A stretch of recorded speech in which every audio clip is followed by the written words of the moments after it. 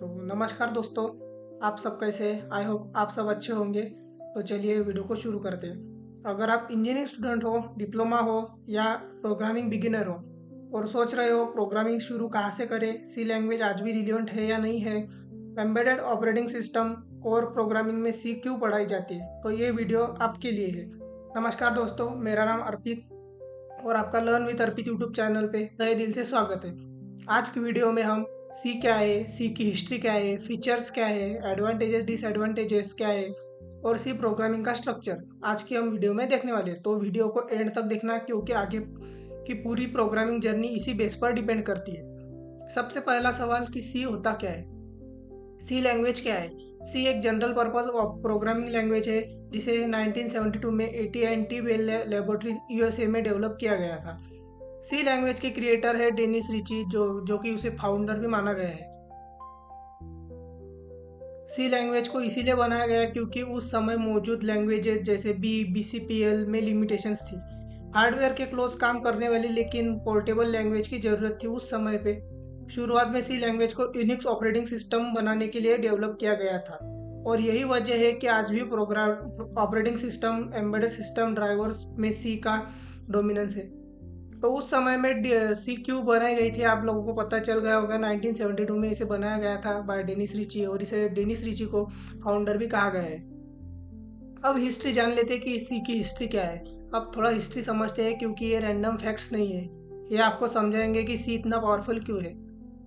1960 के अंत में केन थॉमसन और डेनिस रिची ने एक लैंग्वेज बनाई जो कि थी बी लैंग्वेज। शुरुआती यूनिक्स ऑपरेटिंग सिस्टम इसी बी लैंग्वेज में लिखा गया, लेकिन प्रॉब्लम क्या थी, बी लैंग्वेज स्लो थी, हार्डवेयर कंट्रोल अच्छा नहीं था, पोर्टेबिलिटी वीक थी।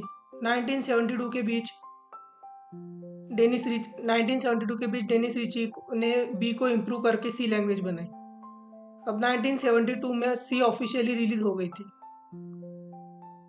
सी लैंग्वेज ने फीचर्स लिए अल्गोल से, BCPL से और बी लैंग्वेज से।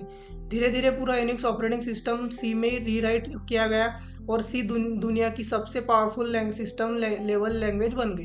मतलब क्या है कि जो इसके जो फीचर्स है सी के, वो कहाँ से लिए गए, अल्गोल से, BCPL से, बी लैंग्वेज से इसके फीचर्स लिए गए और ये पूरा यूनिक्स ऑपरेटिंग सिस्टम लिखने के लिए मतलब बनाने के लिए इसे रीराइट किया गया। अब देखो यहाँ पे 1969 और 1972 के बीच में इसे डेवलप किया गया था बेल लैबोरेटरीज में। अब सी लैंग्वेज के थोड़े स्टैंडर्ड्स क्या है जान लेते हैं। C became very popular very quickly. C popular होते ही प्रॉब्लम आई थी जो कि थी अलग अलग कंपनीज ने अपना अपना सी बना ली। कोड एक कंपाइलर में चलता, दूसरे में नहीं चलता था। मतलब जो एक अपने अपने कंपनी ने अपना अपना सी लैंग्वेज बना लिया था, एक कंपाइलर में चलता था लेकिन दूसरे कंपाइलर में चाहिए नहीं चलता था। इसीलिए इस कंफ्यूजन को ख़त्म करने के लिए एनसी, जो कि अमेरिकन नेशनल स्टैंडर्ड इंस्टीट्यूट ने सी स्टैंडर्ड बनाया। इसका गोल क्या था, goal was to make sure C works on the same way everywhere. मतलब क्या है कि जो एनसी ने बनाया कि पूरे वर्ल्ड में जो है सी एक ही स्टैंडर्ड से चलना चाहिए था, इसीलिए एनसी ने उसका स्टैंडर्ड बनाया। इन 1989 सी 89 NCC, मतलब क्या यही पहला ऑफिशियल स्टैंडर्ड था सी का। आज कॉमनली यूज होने वाले स्टैंडर्ड्स है जो कि C89, C99 और C11 जो कि सबसे पॉपुलर है। अब देखो यहाँ पे डायग्राम में आपको थोड़ा दिखा होगा कि 1960 में अल्गोल इंटरनेशनल ग्रुप के द्वारा बनाया गया है। उसके बाद 1967 में BCPL जो कि मार्टिन रिचर्ड्स के द्वारा बनाया गया था। 1970 में बी जो कि केन थॉमसन्स के द्वारा, 1972 में सी डेनिस रिची के द्वारा, और पूरा 2011 तक C11 जो कि स्टैंडर्डाइजेशन कमेटी के द्वारा बनाया गया था, NC के द्वारा। ये पूरा आज का सबसे पॉपुलर स्टैंडर्ड्स माना गया है C11। अब आते हैं फीचर्स के बारे में। फीचर्स जान लेते हैं क्या क्या है। सिंपल एंड रोबुस्ट है। मतलब क्या है, C is very easy for beginners to start with. मतलब सी दिखने में सिंपल है लेकिन इसमें इससे कॉम्प्लेक्स टास्क सॉल्व हो सकते हैं। मतलब क्या है कि ये दिखने में तो इजी है लेकिन जो कॉम्प्लेक्स टास्क है ये इससे सॉल्व किए जा सकते हैं। नो फैंसी सिंटैक्स है, प्योर लॉजिक और कंट्रोल के द्वारा इसे बनाया जाता है। पोर्टेबल है, सी मशीन इंडिपेंडेंट है। मतलब क्या है कि एक सिस्टम पर लिखा कोड दूसरे सिस्टम पर भी चल सकता है, बस कंपाइलर होना चाहिए। मॉड्यूलरिटी। अब मॉड्यूलरिटी क्या है, सी प्रोग्राम के छोटे छोटे पार्ट्स में डिवाइड कर सकते हैं, जैसे फंक्शंस है, मॉड्यूल्स है। इससे डिबगिंग आसान है, कोड रीयूजेबल है, मेंटेनेंस सिंपल है। स्पीड। सी एक्सट्रीमली फास्ट है, मतलब क्या है कि सी सबसे फास्ट लैंग्वेज मानी गई है। क्यों? क्योंकि ये हार्डवेयर के बहुत क्लोज काम करती है, एक्स्ट्रा एब्स्ट्रैक्शन नहीं है। इसलिए operating system, embedded firmware, real time system आज भी सी में लिखे जाते हैं। अब एडवांटेजेस ऑफ सी जान लेते हैं क्या है। अब साफ साफ फायदे समझ लो कि सी के क्या है। इजी टू लर्न है, वेरी फास्ट और पोर्टेबल लैंग्वेज। अब इजी टू लर्न मतलब क्या है कि बेसिक रूल्स है, लिमिटेड लिमिटेड कीवर्ड्स है, सिंपल स्ट्रक्चर है। वेरी फास्ट मतलब क्या है कि C program run faster than most high level language, मतलब पाइथन जावा जैसी लैंग्वेज से कई गुना फास्ट है। पोर्टेबल है, डिफरेंट मशीन्स सेम कोड। यही वजह है अगर आपकी सी स्ट्रांग है तो आगे C plus plus, embedded, RTOS, OS सीखना आसान हो जाता है। अब डिसएडवांटेज, एडवांटेज है मतलब डिसएडवांटेज तो है। अब डिसएडवांटेज जान लेते हैं सी के क्या है। नो ऑब्जेक्ट ओरिएंटेड फीचर्स, मतलब क्या है कि नो क्लासेस, नो ऑब्जेक्ट्स, मतलब जो सी प्लस प्लस में है वो इसमें नहीं है। अब पॉइंटर बिगिनर्स को डराते हैं, मतलब जो पॉइंटर है difficult for beginners at the same point, मतलब जो पॉइंटर है, मेमोरी मैनेजमेंट है, वो आगे हम पढ़ने वाले हैं, वो पूरा कंफ्यूजिंग पार्ट है इसका सी का, वो आगे पढ़ने वाले हैं, पूरा डीप से पढ़ेंगे।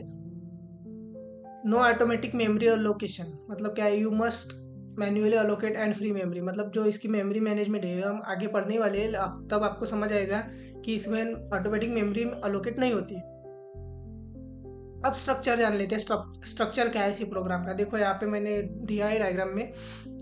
फर्स्ट लाइन जो है फर्स्ट नंबर की, देखो यहाँ पे my first program printing my name, मतलब ये जो है कमेंट है। अब आगे पूरा इसका डिटेल में है लेकिन आप यहाँ समझ लो। उसके बाद है प्री प्रोसेसर डायरेक्टिव, जो कि हेडर फाइल्स भी रहती है। उसके बाद है मेन फंक्शन। उसके ये इसके मेन फंक्शन के अंदर आता है पूरा अपना बॉडी, बॉडी ऑफ फंक्शन, मतलब आप इसमें फंक्शन लिखो, पॉइंटर लिखो, एरे लिखो। ये जो भी आपको लिखना है वो मतलब जो मेन बॉडी के अंदर आता है। अब डॉक्यूमेंट पूरा देखो यहाँ पे है डॉक्यूमेंटेशन सेक्शन, उसके बाद आता है लिंक सेक्शन, उसके बाद है definition section, global declaration, main function क्या आता है अपना डिक्लेरेशन पार्ट, मतलब जो कि हमें मान लो कोई वेरिएबल डिक्लेयर करना है, उसे आगे यूज़ करने के लिए हमें उसे डिक्लेयर करना है, तो हम डिक्लेरेशन पार्ट में लिखते हैं। एग्जीक्यूटेबल स्टेट पार्ट, मतलब क्या है, प्रिंट एप, स्कैन एप, जो भी हमें एग्जीक्यूट करना है, जो भी लूप एग्जीक्यूट करना है, एरे एग्जीक्यूट करना है, पॉइंटर एग्जीक्यूट करना है, तो ये यहाँ पे आता है। और ये लास्ट में है सब प्रोग्राम स्टेटमेंट, मतलब जब हम फंक्शंस पार्ट्स चालू करेंगे तब आपको समझ में आएगा सब प्रोग्राम स्टेटमेंट्स क्या होते हैं। अब देखो यहाँ पे the documentation section is use for displaying information about the program, like the purpose of program, name of the author, date and time return, and this section should be enclose within comment. मतलब जो documentation section है उसमें क्या होता है कि जो भी हमारा मान लो कोई ऑथर है, अगर उसने कोई प्रोग्राम लिखा, वो किस बारे में है, क्या है उसका डेट एंड टाइम क्या है, ये पूरा लिखा जाता है। और वो भी पूरा होता है कमेंट के अंदर। उसका है उसके बाद है the link section consist of inclusion of header files, मतलब क्या है आपको बता ही दिया था कि प्री प्रोसेसर डायरेक्टिव जो कि लिंक सेक्शन के अंदर आते हैं उसे हम हेडर फाइल जान लेते हैं। आगे हम हेडर फाइल जानने वाले हैं कौन सी हेडर फाइल सी लैंग्वेज में प्रेजेंट है। उसके बाद है the definition section consist of micro definition defining constants. ये आपको समझ नहीं आएगा कि क्या है माइक्रो, क्या है कॉन्स्टेंट्स, क्या है ये आगे जब हम चालू करने वाले हैं तब पता चल जाएगा आपको माइक्रोस क्या है, डिफाइनिंग कॉन्स्टेंट्स क्या है। उसके बाद anything declared in the global declaration section is accessible throughout the program, मतलब क्या है जो भी हम ग्लोबल डिक्लेरेशन में डिक्लेयर करते हैं हम पूरा प्रोग्राम में उसे एक्सेस कर सकते हैं। उसके बाद है the main function is mandatory for any program and it's include two parts, the declaration part and executive part. Main function हमारे प्रोग्राम का एंट्री पॉइंट भी कहा जाता है। अगर हमने मेन फंक्शन नहीं लिखा तो हमारा प्रोग्राम रन होगा लेकिन उसे पता नहीं होगा कि ये कहाँ से रन करे, कहाँ से चालू करे, कहाँ से बंद करे, इसीलिए मेन फंक्शन हमारा जो है वो प्रोग्राम का मेन पार्ट माना गया है।